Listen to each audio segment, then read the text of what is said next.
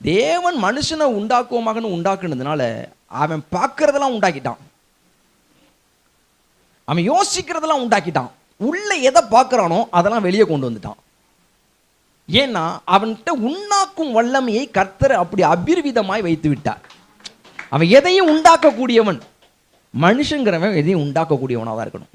உன்னை பார்க்குறான், மனசுக்குள்ள இது இப்படி இருந்தால் நல்லா இருக்கும் அப்படிங்கிறான். ஒரு மனுஷன் உட்காந்துட்டு காலையில் உட்காந்துட்டு இப்படி ராஜாவுடைய அரண்மனையில் பெரிய விசிறியை ஒன்று கட்டிக்கிட்டு 2 மேய்காப்பாளர்கள் நீர் இழுத்து இழுத்து விட்டுட்டு அந்த விசிறியை ஆற்றி ஆற்றி ஆற்றி ஆற்றி அந்த ராஜாவுக்கு வேர்க்காமல் பார்த்துக்கிட்டு இருக்கு. அப்படி ஒருத்தன் கண்டுபிடிக்கிறான் பணமட்டையில். இன்னொருத்தன் பார்க்குறான், அதை ஏன் மின்சாரமாக்கக்கூடாது அப்படின்னு யோசிக்கிறான். அவன் பார்த்தீங்கன்னா மின்விசிறியை கண்டுபிடிக்கிறான். இன்னொருத்தன் பார்க்குறான், எதுக்கு விசிறி விட்டாலும் அப்படி நல்லாவா இல்லை, எப்படி ஒரு ஏதும் தோட்டத்தை போல் மாற்றலாம் இருக்கிற வீட்டை அப்படின்னு அவன் ஏசியை உண்டாக்குறான், ஏர் கண்டிஷனரை உண்டாக்குறான். இப்படி ஒவ்வொன்றையுமே அப்படியே